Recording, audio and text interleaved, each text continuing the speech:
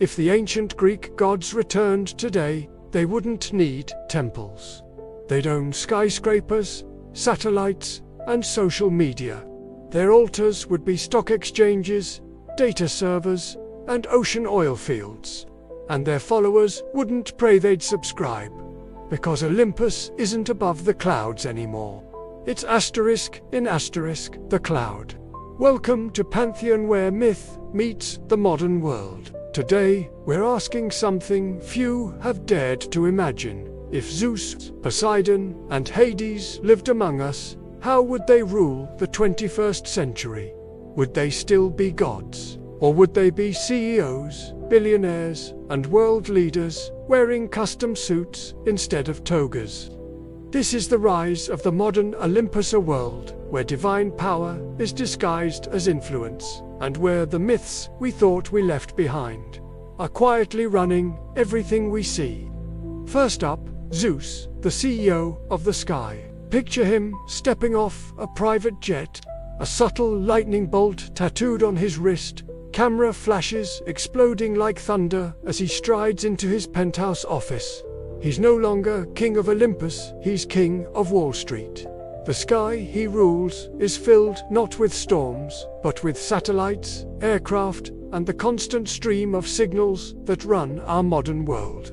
Zeus would be a corporate emperor, an untouchable titan of industry. He'd own half the media you consume, every major news outlet, and probably the satellites that beam the information directly to you.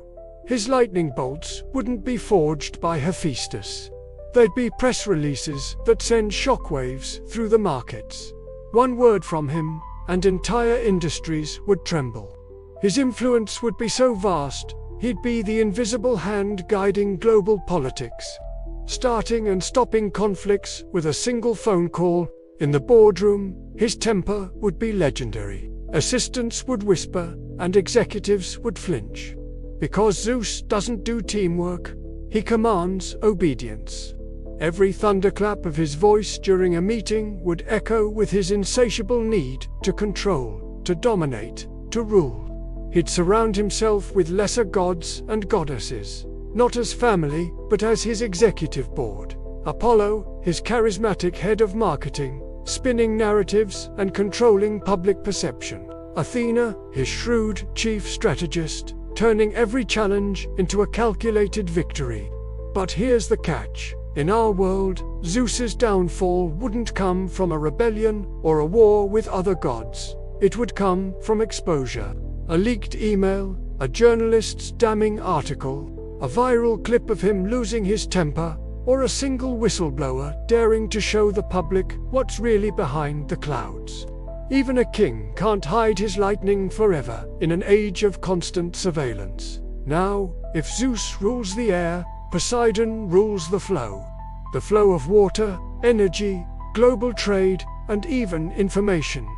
Imagine him as the elusive, brooding CEO of the entire global ocean industry, controlling the world's shipping lanes, deep sea oil pipelines, and the vast grids of renewable energy powered by his tides. His trident wouldn't be a mythical weapon. It would be forged from steel and carbon fiber, its prongs thrust deep into the foundations of modern civilization. Poseidon's empire would stretch from the Arctic to the Pacific.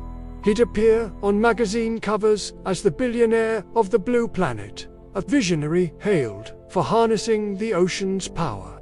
But just like the seas he commands, Poseidon would be dangerously unpredictable, calm and serene one moment, furious and destructive the next. His mood swings would make international headlines. When corporations pollute his waters or governments overfish his oceans, Poseidon's wrath would be biblical. Suddenly, a freak hurricane would devastate a coastline where an offending company is based. A mysterious storm would cut off critical trade routes, paralyzing the global economy. Unprecedented floods would wipe away cities that disrespected his domain. He'd remind humanity of the oldest truth in mythology. Nature does not forgive arrogance. While world leaders debate climate policy in endless conferences, Poseidon would simply raise a brow. Because, while we argue over carbon emissions, he is the climate. He would be the invisible hand behind every environmental crisis, a divine CEO watching humanity drown in its own ambition. So, Zeus rules the sky, Poseidon rules the sea. But what about Hades? He rules the unseen. And in our time, that means he rules data. Picture him not in a fiery kingdom of the dead, but in a sleek, dark office deep underground, a fortress of glowing servers stretching into an endless, humming abyss. He doesn't deal in souls anymore. He deals in storage. He's not stealing people's lives, they're handing them over willingly, one click at a time. Hades would own the world's biggest, most integrated tech company, an empire built on AI, social media, and predictive data analytics. Every message you send, every photo you post, every beat of your heart monitored by your smartwatch would flow directly to him. His company would know you better than you know yourself. Your desires, your fears, your secrets, all just data points in his vast digital underworld. And you wouldn't even realize you're worshipping him. Every scroll through your feed, every late-night search, every accepted cookie policy is a quiet prayer to the god of the algorithm. And just like in the ancient myths, Hades wouldn't be evil. He would simply be inevitable.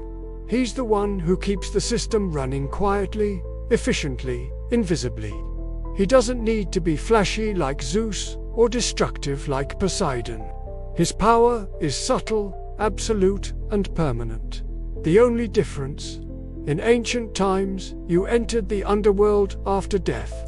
Now, you enter it every time you unlock your phone. So, who truly wins in this modern pantheon? Zeus has dominance, Poseidon has raw power, and Hades has knowledge. But in our world, knowledge isn't just power, it's the new lightning bolt. The one who controls what people believe, what they desire, and what they forget. That's the one who rules everything. Hades wouldn't need to fight his brothers. He'd just rewrite their public profiles, leak their secrets, and turn their own followers against them with a few lines of code. And that's the unsettling truth.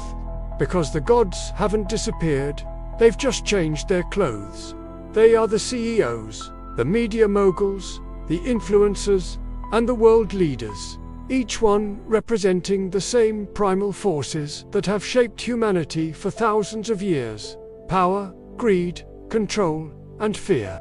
Maybe the real difference between ancient myth and modern reality is that now we call their temples headquarters, and we worship their empires with our time, our data, and our undivided attention. So, the next time you scroll through the news, watch a billionaire launch rockets into the sky, or agree to the terms and conditions without reading. Just remember, the gods didn't fade into legend, they evolved. And they're still ruling, just in ways we no longer recognize. Maybe the myth never ended. Maybe we just became part of it. If you enjoyed this exploration into the modern Olympus, make sure to like, comment, and subscribe, because next time on Pantheon, we'll uncover the gods who were erased from history itself. Thanks for watching.